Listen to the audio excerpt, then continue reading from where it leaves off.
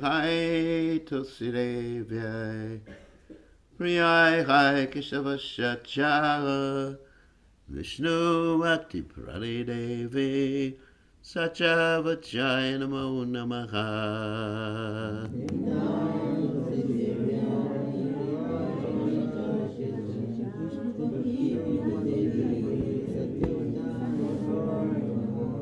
Vrindai Hai Tulsidevya Priyai Hai Keshavashacha Vishnu Bhakti Prali Devi Satchavachai Namo Namaha.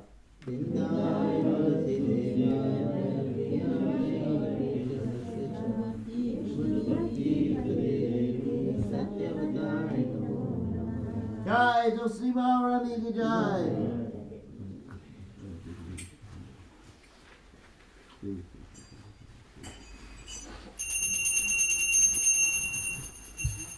All right, time for class. Nice to see everybody here in the morning, so early.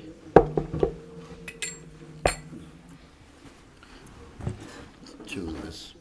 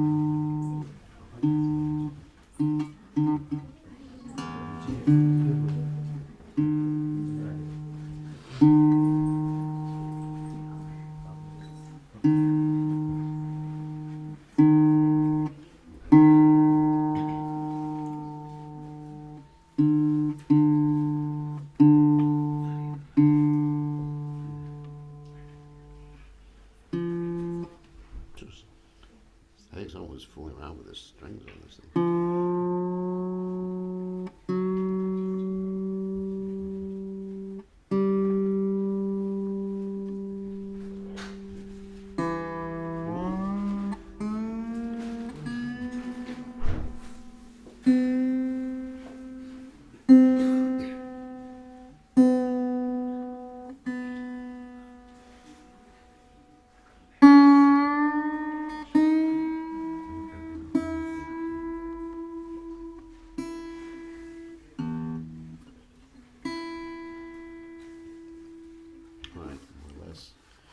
Someone loosened all the strings up on us. Somebody else is also handling it. Jaya Radha Madhava Jaya Kunja Viyadi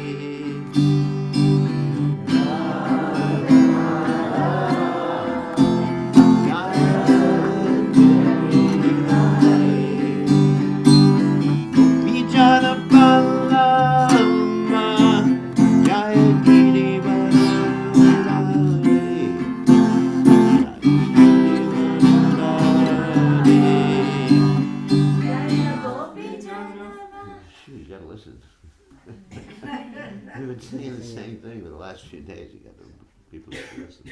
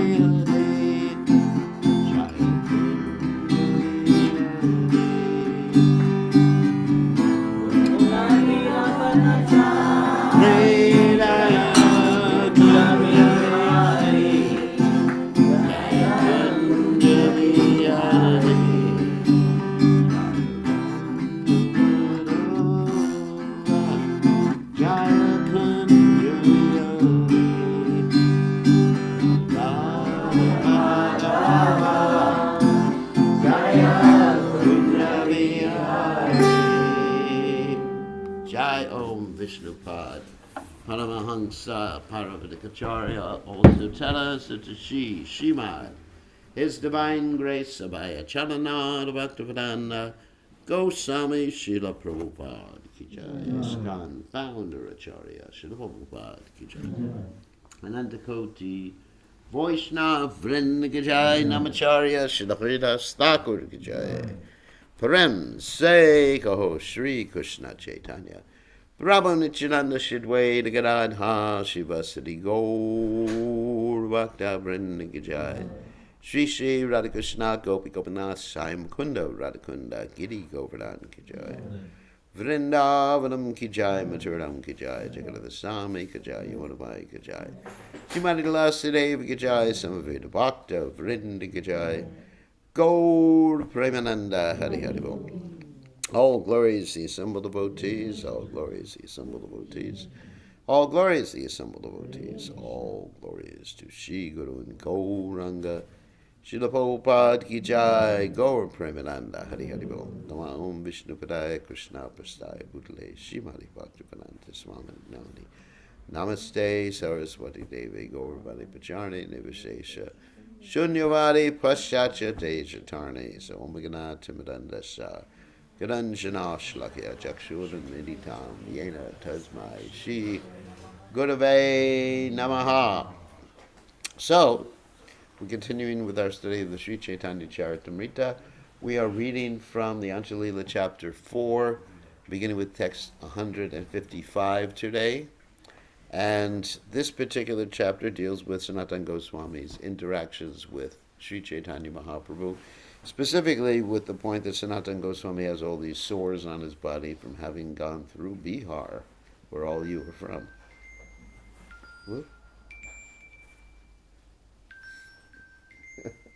I don't get it. Just turn it off. Hey. Okay. So, anyway, so he's gone through Bihar and has these running sores, and Lord Chaitanya Mahaprabhu is forcibly embracing him and all the pus. Ew. You know what pus is? I've heard of it. And I'm pretty sure it's gross. It's gross. So all the pus from his body is actually getting on Lord Chaitanya Mahaprabhu's body. And so he's had several, let's say, attempts at strategies trying to rectify the situation. One strategy was committing suicide, and Lord Chaitanya forbade him. And now we're going to hear about another strategy, which this devotee, Jagadananda Pandit, advised Sanatana Goswami that you should get out of Jagannath Puri as soon as possible after Rath Yatra and just go to Vrindavan. And this way you won't be committing any more offenses. So we're going to hear what happened with this particular advice given by Jagadananda Pandit, how Lord Chaitanya Mahaprabhu didn't appreciate that advice as we read on. So that's where we are right now. So, Jaya Jaya Sri Chaitanya Jaya Nityananda Jaya Dvaita Chandra Jaya Gaur Bhakta Vrinda. Jaya Jaya Sri Chaitanya Jaya Nityananda Jaya Dvaita Chandra Jaya Gaur Bhakta Vrinda. Jaya Jaya Sri Chaitanya Jaya Nityananda Jaya Dvaita Chandra Jaya Gaur Bhakta Vrinda. Jaya Jaya Sri Chaitanya Jaya Nityananda Jaya Dvaita Chandra Jaya Gaur Bhakta Vrinda. Jaya Jaya Sri Chaitanya Jaya Nityananda Jaya Dvaita Chandra Jaya Gaur Bhakta Vrinda. Jaya Jaya Sri Chaitanya Jaya Nityananda Jaya Dvaita Chandra Jaya Gaur Bhakta Vrinda. Tateyan Rahile Mora Nahaya Kalyana Agyadeha Ratadeki Yana Vrindavana. Therefore, so this is Sanatana Goswami speaking to Sri Chaitanya Mahaprabhu, just to give you the context. And he's heard this advice from Jagadananda Pandit, you better get out of here as soon as possible, so you don't commit any more offenses. Actually, he wasn't committing offenses. and therefore he's presenting this to Lord Chaitanya at this point. So this is Sanatana Goswami presenting his strategy to Chaitanya Mahaprabhu. Therefore, I see that I will get nothing auspicious by staying here. Kindly give me orders allowing me to return to Vrindavan after the Rath Yatra festival. Jagadananda Pandite Ami Yukti Puchila Vrindavanaya Te Tena Upadesha Dila. I have consulted Jagadananda Pandit for his opinion, and he has also advised me to return to Vrindavan. And here you'll see Lord Chaitanya's response. Eta Shuni Mahaprabhu Saroshantare Jaganande Krudachana Kare Tiraksare. Hearing this, Sri Chaitanya Mahaprabhu, in an angry mood, began to chastise Jagadananda Pandit for giving advice to Sanatana Goswami. Kali Kara Batuya Jaga Ache Garvi Hoila Toma Sabareha Upadesha Karite Lagila Jaga. That's Jagadananda Pandit. Because when you call someone like that with an abbreviation of their name, it's just like, sometimes it's actually an insult, or you're just chastising them. Like if, I'm not going to give an example with anybody's name here. No, it would be actually insulting. So, let's say someone's called Jagannath or Jagadananda Pandit, just say, Jug. Like that. So Lord Chaitanya is saying in a very angry mood here, Jaga is only a new boy, but he has become so proud that he thinks himself competent to advise a person like you. Vyavahare panamarte tumi tara guru tulya tomare vadeshe nachane apanamurya. In affairs of spiritual advancement and even in ordinary dealings, you are on the level of his spiritual master. Yet not knowing his own value, he dares to advise you. So remember, Jagadananda Pandit is not just an ordinary bloke, as they say in the UK. He is actually Satyabhama.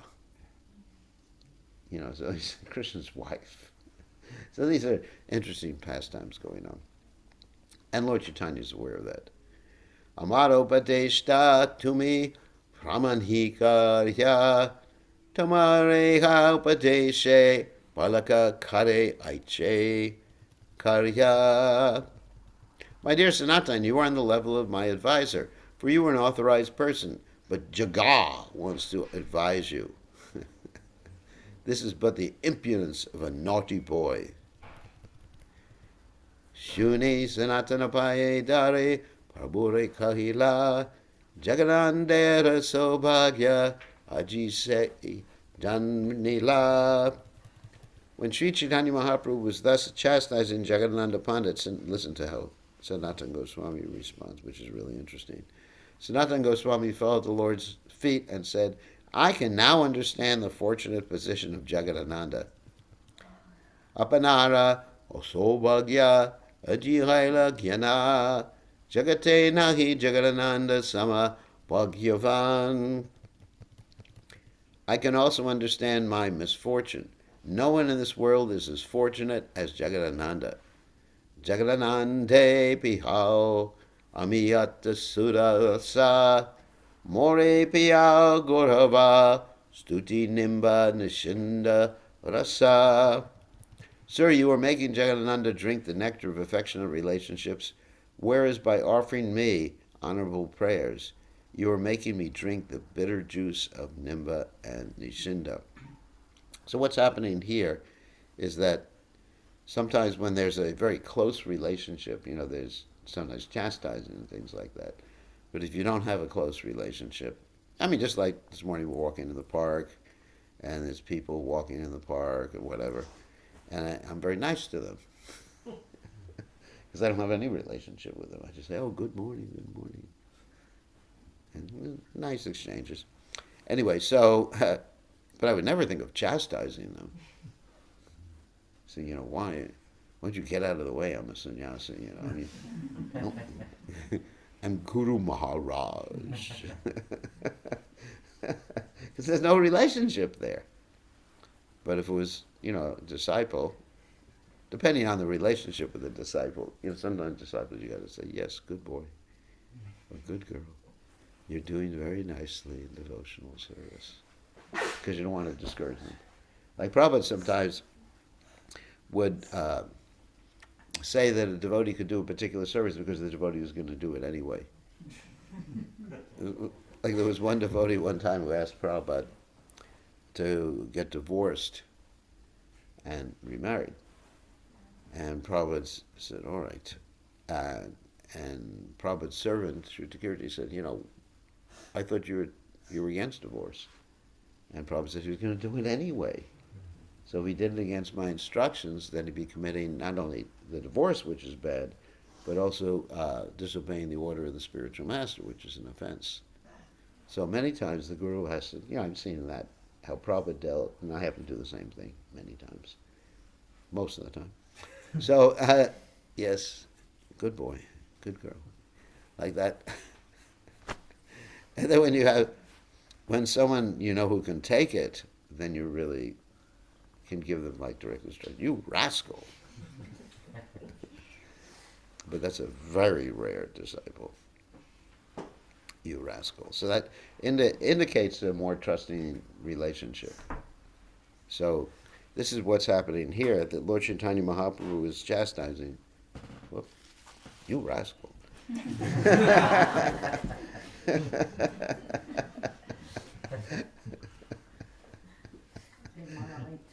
Yeah, the mala late. So anyway, that means he has a close relationship with me. But I wouldn't do that with who? I wouldn't do that. You wouldn't do that with a random person walking past you in the parking car. No. Wouldn't do that with you, would I? I'm not sure. So like with Keshav, we even fought. You even tried to beat him with a stick one time. A true story, I wouldn't do that with just any of the other disciples, Start running to Peter with a stick. They called the police on me. We had a stick fight at Govardhan. It was actually really nice. I won. So anyway, so what's happening is that Lord Chaitanya is showing that he knows Jagadananda can take it. He won't get discouraged. So it shows a very close relationship. And Prabhupada acted the same way. Like with Tamal Krishna Maharaj, he corrected him whenever he needed to correct him, or with also other devotees. And some other devotees Prabhupada was really, really soft with, because he knew they couldn't really take it. So anyway, practical dealings. So here Sanatana Goswami is very upset because he's thinking, I don't have such a close relationship, and Jagannatha, he gets chastised, and I don't get chastised. I mean, I would have liked to have gotten chastised by Prabhupada. I never did. Unfortunately, I never got chastised. So, all right, let's go on. It's interesting exchange here. Ajiha nahi le more atmi yata jnana mora bhagyatumi swatantra bhagyavan. No, Bhagavan, sorry, not Bhagavan. It is my misfortune that you've not accepted me as one of your intimate relations, but you are the completely independent Supreme Personality of Godhead. So here's giving Lord Chaitanya Mahaprabhu a guilt trip. Because he knows that he's intimate with Lord Chaitanya, but he's, it's a joking type of relationship. It's hasha ras, which is joking. This is actually what's going on here. It's not that he's getting depressed because he doesn't get chastised, but he's joking. So this is sort of relationship that these devotees had with Lord Chaitanya. They could just joke with him and reveal their minds. Imagine such an intimate relationship. So Shuni Mahaprabhu Kichu Lajita Hailamane Tanre Santoshite Kichu Balena Vachane. Hearing this, Sri Chaitanya Mahaprabhu was somewhat ashamed, just to satisfy Sanatana Goswami, because it was a guilt trip. That's why if you say certain things, you make someone ashamed of what they did. So he spoke the following words. Jagadananda Priya Mara Nahi Tomahite Maryada Langana Hamina Paron Sahite. My dear Sanatan, please do not think that Jagadananda is more dear to me than you. So he's responding to that guilt trip. Jagadananda's dear and you don't like me. Sometimes you'll find that in the dealings with children and parents, it's like that. I mean, like when I was young, I would say to my mother, because I had a younger brother, and he got all the attention. For 3 years, I was the deity. And after 3 years, I was just like, the other kid in the block. So I just said, you don't love me anymore. I kept saying that over and over again. Did you ever do that with your parents? Tried to be a middle child. Yeah. Keshav had done the same thing. It's a normal thing. And you're just trying to get some response from your parents. You're testing your parents. And so here, Lord Caitanya is responding to the guilt trip. Like Sanatana Goswami is basically saying, you don't love me so much. Actually, you love Jagadananda more. So it's like two children, because Lord Chaitanya Mahaprabhu treated his followers sometimes like his children, because he's the supreme father, actually, aham bija pradapita. My dear Sanatana, do not think that Jagadananda is more dear to me than you. However, I cannot tolerate transgressions of the standard etiquette.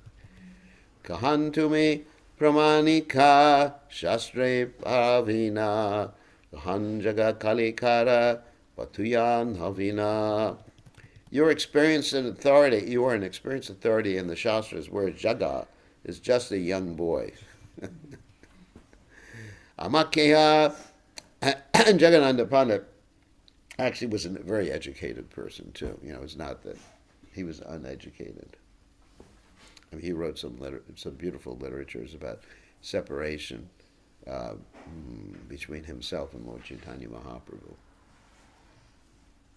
So, all right, so it's not that he was foolish or any less intelligent than Sanatana Goswami.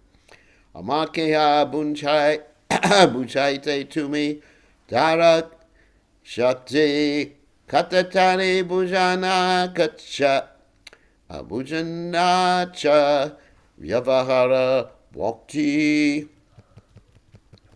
You have the power to convince even me. In many places you have already convinced me about ordinary behavior and devotional service. Tamare upadeshakare nayaya sahana otoyavatariyami karye vartsana. Jaga's advising you is intolerable for me, therefore I am chastising him. Bahiranga jane tumare nakari stavanha tumara gune stuti karaya yache tumara guna. I offer you praise not because I think of you as being an outside of an intimate relationship with me, but because you are actually so qualified that one is forced to praise your qualities. Yadyapi kahara mamata bahu jane haya priti swabhave kahate kona bhavo jaya. Although one has affection for many persons, different types of ecstatic love awaken according to the nature of one's personal relationships. Tomara deha tumi kara vibhatsa jnana tomara deha hamare lage amrita samana. You consider your body dangerous and awful, but I think that your body is like nectar. So here, Sanatana Goswami has his body with oozing sores, pus coming out of the sores. And Lord Chaitanya is saying it's like nectar. So why is this? And we'll hear this explanation. But actually a devotee has a spiritual body.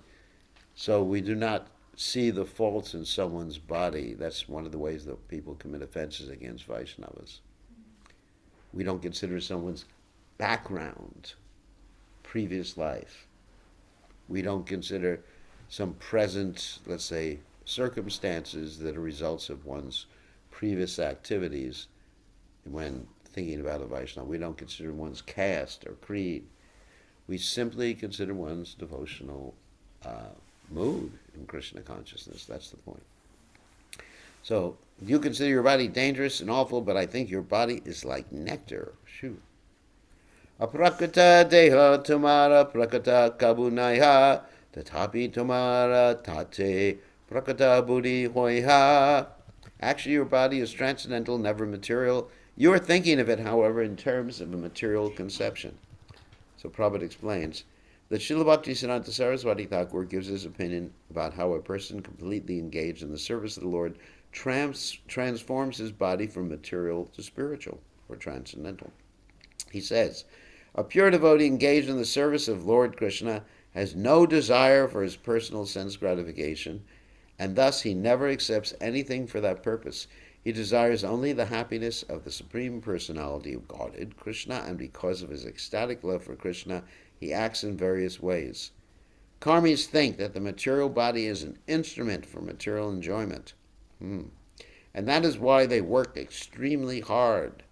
A devotee, however, has no such desires. A devotee always engages wholeheartedly in the service of the Lord, forgetting about bodily conceptions and bodily activities. The body of a karmi is called material because the karmi, being too absorbed in material activities, is always eager to enjoy material facilities. But the body of a devotee who tries his best to work very hard for the satisfaction of Krishna by fully engaging in the Lord's transcendental service must be accepted as transcendental. Whereas karmis are interested only in the personal satisfaction of their senses, devotees work for the satisfaction of the Supreme Lord. Therefore, one who cannot distinguish between devotion and ordinary karma may mistakenly consider the body of a pure devotee material. One who knows does not commit such a mistake. Non-devotees who consider devotional activities and ordinary material activities to be on the same level are offenders to the chanting of the transcendental holy name of the Lord. A pure devotee knows that a devotee's body, being always transcendental, is just suitable for rendering service to the Lord. A devotee on the topmost platform of devotional service always humbly thinks that he is not rendering any devotional service. He thinks that he is poor in devotional service and that his body is material. In other words, a pure devotee is not going to say, well, I ain't got a pure spiritual body I'm walking around with. He's not going to say that. Because he's humble. On the other hand, those known as sahajas foolishly think that their material bodies are transcendental. Because of this, they are always bereft of the association of pure devotees, and thus they cannot behave like Vaishnavas. For example, the sahajas sometimes decorate their bodies in terms of their perceived ras in the spiritual world. Like, particularly you'll find in Vrindavan, there's many men who dress up as like gopis. You know, men with saris, and they wear lipstick or earrings or whatever they put on. And they're, I don't want to criticize Vaishnavas, but they're not so attractive as gopis. Especially when they have a little beard or something like that, or they don't shave regularly. As you see a gopi with a little mustache and a beard. Doesn't work out too well. Observing the defects of the sahajas, Srila Bhaktivinoda Thakur has sung in his book, Kalyana Kalpataru, Amita Vaishnava Buddhi Haile, Amanina Behani, Pratishtashi, Hridaya Dushive, Haiba Niraya Game. Nijay Shrishta Jani, Utishtari Dane, Habe Abhimana Mara, Tai Shishyatava, Akiya Sarvada, Nalahiba Puja Kara. If I think I'm a Vaishnava, I shall look forward to receiving respect from others, and if the desire for fame and reputation pollutes my heart, certainly I shall go to hell. By giving others the remnants of my food, I shall consider myself superior. I guess I shouldn't do that anymore. And shall be burdened with the weight of false pride. Therefore, I always remaining your surrendered disciple. I shall not accept worship from anyone else. Srila Krishnadas Kaviraj Goswami has written in the Antya Lila, 20th chapter, text 28, Primera Swabhava Yahan, Primera Sambandha. Se mane Krishna Mora Nahi Premagada. Wherever there is a relationship of love of Godhead, the natural symptoms are that the devotee does not think himself a devotee, but always thinks that he has not even a drop of love for Krishna. That's a real devotee. So then the question arises, so how can the guru sit on his seat and accept worship if he thinks he's not a devotee? Because he's thinking, well, now they're worshiping a demon here. So how can he do that? Because he understands he's been given that service by the Lord. Not that it's due to his personal characteristics, attributes, advancement in devotional service, but Krishna's asked me to do it, so even though I don't really qualify for this particular position, I've been asked to perform this service. Prakrutahaile hatumara vapunari upekshite badra badra vastugyana nakika prakrite. Even if your body were material, I still could not neglect it, for the material body should be considered neither good or bad. This is actually an important point for sannyasis. Sri Caitanya Mahaprabhu told Sanatana Goswami, since you are a Vaishnava, your body is spiritual, not material, therefore you should not consider this body to be subjected to superior or inferior qualities. Moreover, I am a sannyasi. Therefore, even if your body were material, a sannyasi should see no distinction between a good body and a bad body. That's really interesting. So that's Pandita Samadarshana. Vijaya Vinaya Sampane Brahmani Gavihastani Shuni Chaiva Swapakicha Pandita Samadarshana. You just see everybody or everything equally, So if you think, oh, that's let's say I'm walking to the park and I think that's a beautiful bird. Ooh, that's an ugly bird. The crows are ugly. The other ones are pretty. Then I'm not qualified. That's interesting. Well, you can think that someone's ugly, but you can't get disgusted just because there's some ugly bird out there. You know the story of the ugly duckling? Anyway, I'm not going to tell that story. Kim badram va dvaitasya vastuna kiyat vachoditam taramritam manasadyatam hevacha. Anything not conceived in relationship to Krishna should be understood to be illusion, maya. None of the illusions uttered by words or conceived in the mind are factual. Because illusion is not factual, there's no distinction between what we think is good and what we think is bad. When we speak of the absolute truth, such speculations do not apply. It's like Prabhupada. I hate to use this example, but it's actually Prabhupada's example. Oh my God, there were two pieces of stool. And the dry stool was criticizing the wet stool.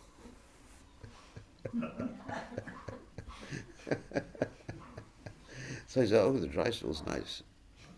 The wet stool. Anyway, I think you understand the point. It's a quotation from Srimad Bhagavatam 11:28-4. So, Dvaite Badra Badrakyana Sabai Mano Dharma E Bala E Manda E Sabha Brahma. In the material world, conceptions of good and bad are all mental speculations. Therefore, saying this is good, this is bad, is all a mistake. And of course, we can say this is good, this is bad in terms of what's pleasing to Krishna, in terms of what's not pleasing to Krishna. So that's the devotee's sense of judgment, rather than our own, basically, ideas of what is good and what is bad. So Krishna, the absolute supreme personality of God, is the absolute truth, ever existing with different varieties of energies. When one is absorbed in the illusory energy of Krishna and cannot understand Krishna, one cannot ascertain what is good for him and what is bad. Conceptions of good and bad are all imaginations or mental speculations. When one forgets that he is an eternal servant of Krishna, he wants to enjoy the material world through different plans. At that time, he distinguishes between material plans that are good and those that are bad. Actually, however, they were all false. So here's the verse that I just quoted. Vidya vidya sampane brahmani kavi hashtani shuni chaiva swapakicha pandita samadarshana. The humble sages, by virtue of true knowledge, see with equal vision a learned and gentle Brahmin, a cow, an elephant, a dog, and a dog eater, and that's from the Bhagavad Gita 5:18. And maybe one more verse and then we'll stop. Jnana vigana triptatma kutashto vijatendriyaha yukta ityuchate yogi samalostrashma kanchana. One who is fully satisfied in knowledge obtained and practically applied in life, who is always determined and fixed in his spiritual position, who completely controls his senses, and who sees pebbles, gold, stones, gold, on the same level, is understood to be a perfect yogi. That's also a quotation from the Bhagavad Gita, 6th chapter, text 8. So we will take some questions here. We'll unmute. Let's see. We'll unmute. Well, we'll take questions from the audience first, and then we'll.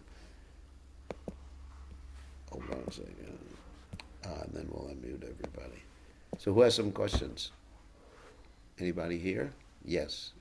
In a few verses ago, Krishnadas Goswami says that he doesn't share his remnants because he might think that he's superior. He doesn't. It didn't say about himself. He said a Vaishnava doesn't share his remnants because he doesn't think he's superior. Yeah. He's superior. But then in devotee world, devotees don't really share their remnants with others except for pure devotees. We really want remnants of others. Devotees think that they will go to hell or something. So do you want to elaborate on that a little bit? Usually. First of all, well, Prabhupada really didn't want the devotees to share remnants of each other. I don't know if you're referring to that, can I eat from your plate? Of course, Prashanam is never contaminated on the same time. Like when I first joined the movement, at the Sunday feast, many of the guests would leave over like Glubjamins. And even though they weren't even Krishna conscious persons, I would actually grab from their plates afterwards and eat them, because I like Glubjamins. But now I don't do that. So the point is that a pure devotee doesn't think of himself or herself as a pure devotee, and they're not going to want to share the remnants. However, if it happens to be their service, if they happen to be the guru or, sannyasi, they may decide to do this out of service, like that. But that requires a lot of humility. So it's not like if someone takes my remnants, that I'm thinking, now they're getting purified. They're taking my remnants. I'm so merciful. I'm giving them blessings. I'm actually thinking, this is my service, I'm doing this, and I'm praying to Krishna, they get some purification. So there always has to be humility there. But a pure devotee is not thinking, wow, let me give my remnants out, it'll be real good for everybody. Because that would not be humility. Or let me put my feet on everybody's head. But he understands it's my service. Right now, Krishna's given me this position, so I have to do my service. And even though, technically I may not want to do it, I may not want to get everyone's karma. I may not want to do it, but still I do it because it's my service.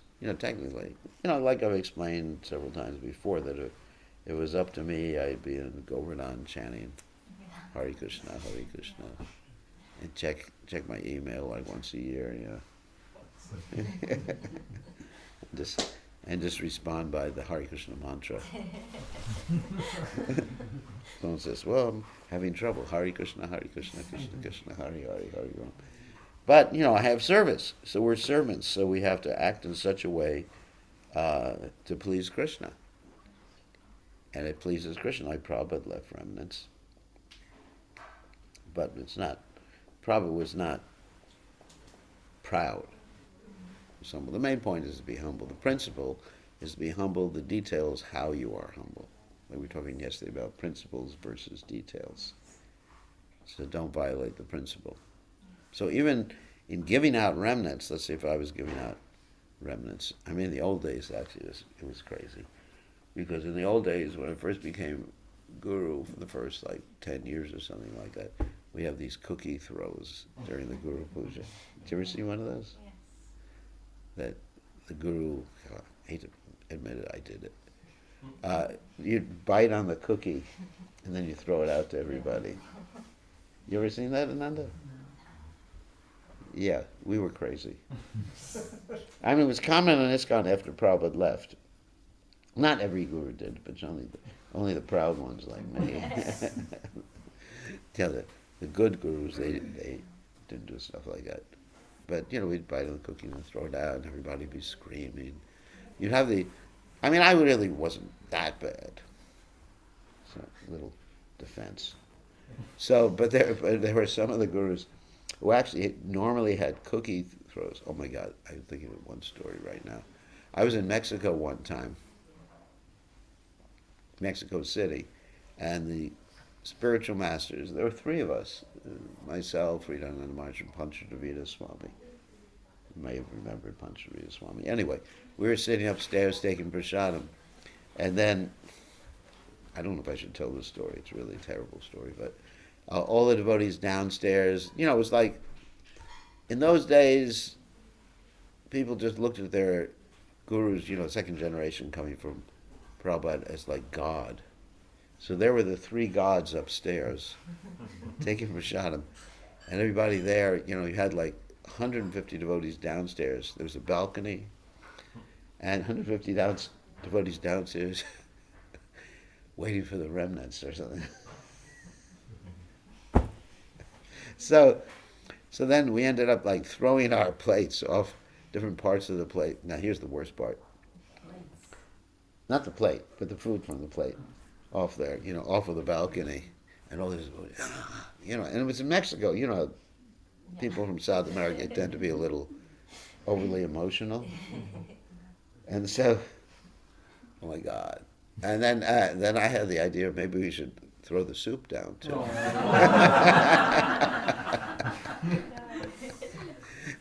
So I'm guilty as charged.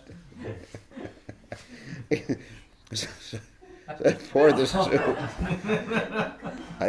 soup over the balcony, and the devotees loved it. Nobody was upset, except for Panchadravita Swami, who happened to be the GBC there, because we were just visiting. And he said, "What are you doing? They're ruining their devotees." His devotees had. I mean, it was wrong. I have to admit it was wrong, but we did things like that in the early days. You can recreate it. That must have been so fun. What's that? We have a balcony, we can recreate it. No, we're not going to. Your parents would be really upset. Clean the walls and the doties and the. So it was crazy. We were actually a little crazy. I think you also mentioned that one time this prasad on the floor and you were licking the prasad on the floor and your mom walked in. Yeah, that wasn't a guru story, but it was that was my faith in prasadam. I had spilled a little prasadam water on the floor, and my mother she was staying at the temple just to see how crazy her son was. And I thought, it's prasadam water, I can't just let it sit there on the floor. So I got down on my hands and knees and started to slurp it up. And my mother was watching her son, who she had paid so much money for his education and everything like that, drinking water from the floor in the Hare Krishna temple. So that's another story. But anyway, I mean, the early days, we were pretty immature. Even after Prabhupada left the planet, just with the gurus were all like in their 20s, late 20s, or some in early 20s, and 30s. We didn't really know how to do things. But somehow or other, by Krishna's mercy, we all survived. So, any other questions? Yes. Hare Krishna Maharaj. Haribo. Just one question on your today's discussion. Maharaj, you mentioned that one should not consider the background of a devotee. Yeah. And should not actually commit offense. But the question is in terms of the current scenario, if somebody does a mistake or commit an offense, how should that be dealt with? Well, there are certain things you do consider, like if someone's a child abuser or something like that, then there's certain things you could forgive and not forget. And that person can never be part of ISKCON anymore if someone has done something like that. There's various degrees of wrongdoing that someone may have committed, and they have to be responded to appropriately. But that's a management decision. That's management. In management, yes, you have to consider those things. Like if you have someone who recently stole money from the temple, you consider that. You don't give them a position anymore. You can let them come to the temple for the Sunday feast or something like that. So on a management level, yes, you do consider. But on a spiritual level, when dealing on an individual basis with someone, then you consider how they are now rather than what happened in the past. And of course, if someone has been known to be a murderer and they have a gun in their hand, you do consider the past. I mean, you have to use common sense at this particular point. But there's a differentiation between how you deal with people from a management perspective or a personal perspective. And certainly, yes, management means you think about the past. You have to. Or else you're going to, as they say, it'll repeat itself. Okay? Does that answer that question? Yes. Yeah, management. Yeah, sometimes, we have to slip into different modes of thinking based upon, what we're doing at the particular moment.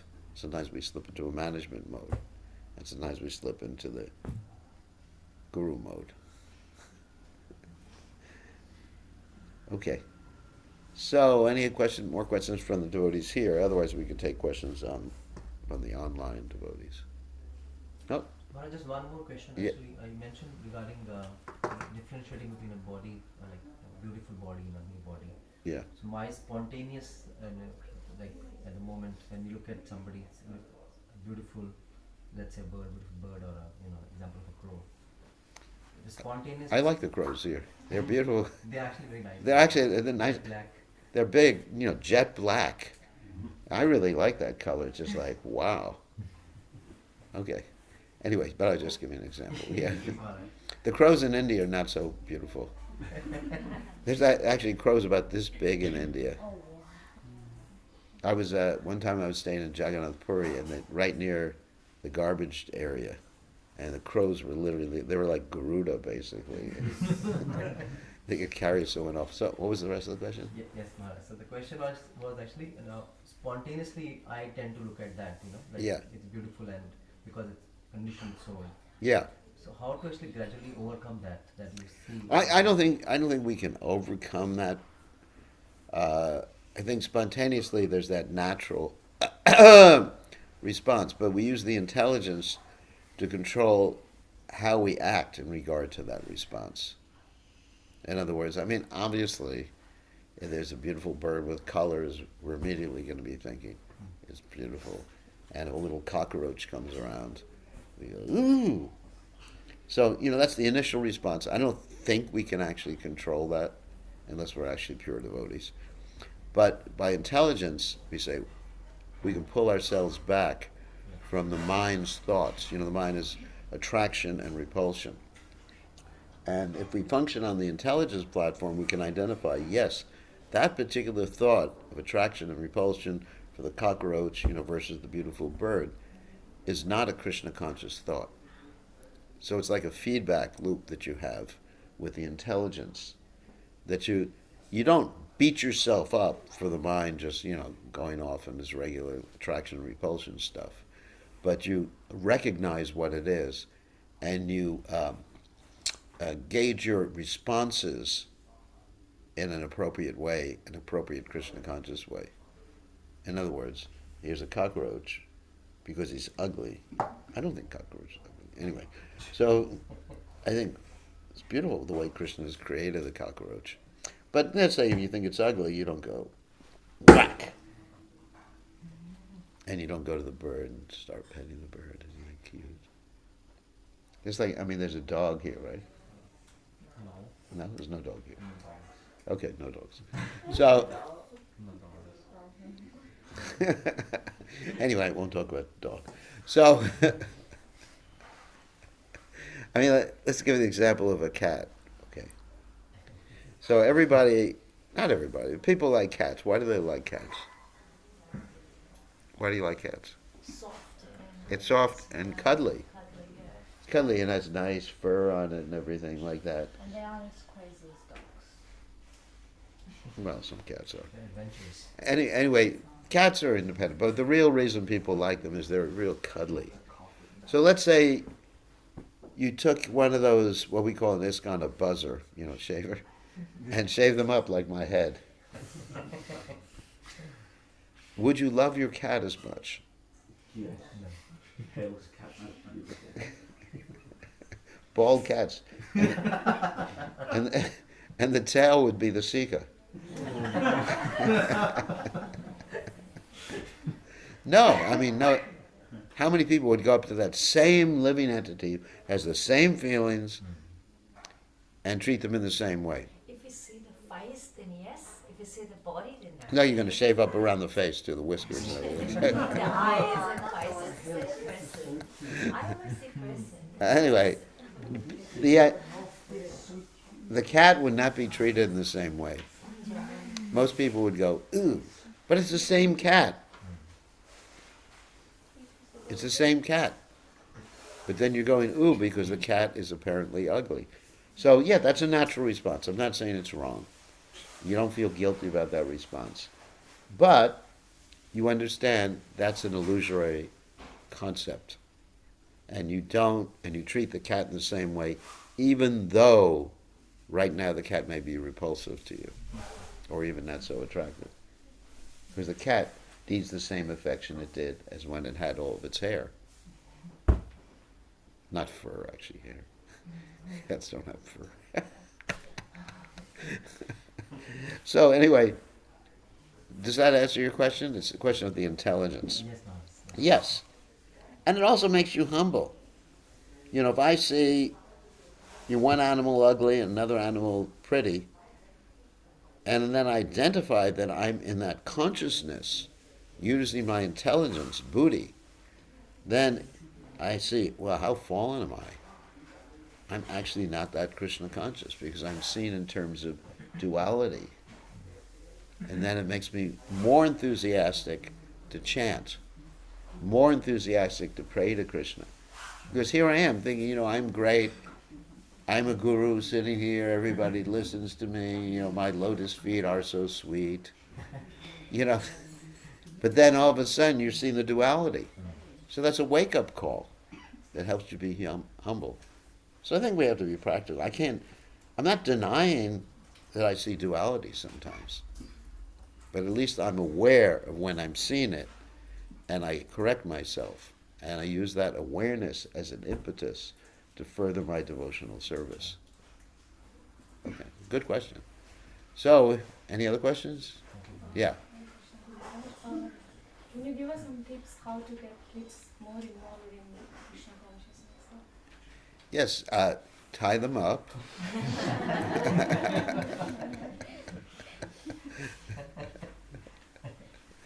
And hang some prasadam in front of them and say, until you finish your rounds, we're not letting you go. And that's not true, don't worry. They're out there thinking, oh my God, this is scary. That guy is scary. They're going to go home afraid of their mother. Yeah. So the best way is you set an example. Children do things because they're naturally attracted and see someone as a role model. Practically everybody does things because of role models. I'm doing what I'm doing right now because Prabhupada is my role model, right? Because I want to be like that when I grow up. Of course, I'm already grown up. But anyway, so it's like that. So that throughout my life, it's been like I've always had different role models. When I was young, one of my role models was firemen, because they would save people. They were heroes. So that was a role model that I had. So Prabhupada's my role model. So the parents should be perfect role models. Prabhupada said, now this is the hardest thing for a husband and wife to do, that if the husband and wife never argue with each other, Lakshmi will always be there. That may be the greatest austerity in married life, isn't it? Never argue, or at least in front of the kids. And if the children see perfect harmony and love with the parents and love between the parents and Krishna consciousness at the same time, they'll naturally want to be like that. It's a very simple thing. But if they see the parents arguing about anything, and then the parents are also chanting at the same time, they're going to say, this is hypocrisy. They're chanting, Hare Krishna, Krishna Krishna, Hare Hare. Did you chant your rounds? No, dear. Chant them! You're in Maya. You're in Maya. You're not pleasing the Guru Maharaj. Then the kids are going to see that as an example. They say, I don't want that when I grow up. So the whole point is setting an example of Krishna consciousness. Not only of chanting. What? He just looked back at me. He said, you see that?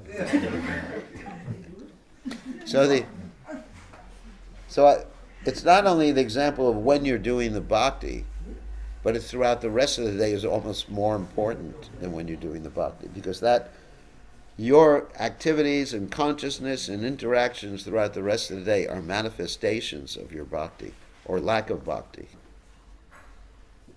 So to me, that's the most important thing.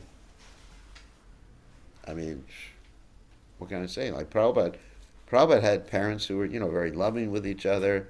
His father was his father used to come home from work and do puja like at 11 o'clock at night. So that was what Prabhupada always saw every day. And his father was loving. Like even when his father came home from work, Prabhupada would demand kachoris. And his father would take the trouble of doing his puja to make kachoris for Prabhupada. So that was, there's so much loving relationships there that, of course, Prabhupada's an interested devotee.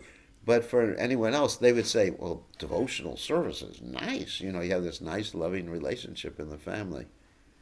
But if it's not like that, the children will equate the not nice relationship with Krishna consciousness. They'll actually equate it. So that's why 24/7, really. And then the children become devotees. It's not a question of learning a lot of verses or, of course it's helpful to send them to the, Sunday school or children's training. But it's the parents' interactions, the family interactions that are actually the most important thing. Anyway, hope that answered that question. My god brother used to wake the kids up by throwing water before the Mangal Arati to wake them up. And are they devotees now? No. No chance. No interested. Yeah, they're not interested. They're post-traumatic stress disorder. Whenever you say Krishna, it's just like, ah! So they equate whatever happened to them. It reminds me of getting water thrown on them. You have water thrown on you? No. I should be. Like if they're getting woken up by water in the morning to go to Mangalati, like whenever they hear like Mangalati or Krishna, they'll think of water getting thrown. Yeah, they'll connect it. They won't like it. Yeah, they'll connect the trauma. Exactly, you're actually right. That's intelligent. But you can throw water on your father to wake him up in the morning.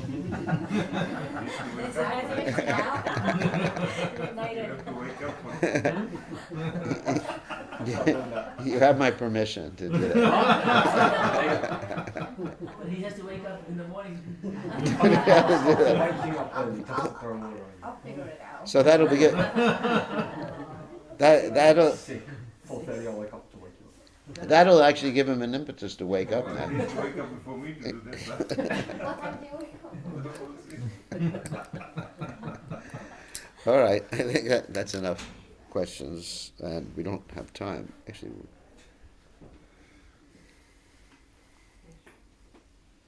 one of the devotees said he still has some bruises from when I used to throw prasadam at people.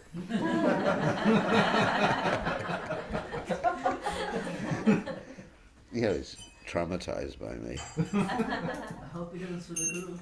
Yeah, he could sue me because I hit him with a cookie. All right, so I think we have to end now, and I have to do my Didi Puja. So thank you all very much. All glories to His Divine Grace. Srila Prabhupada, Srila Prabhupada. Ki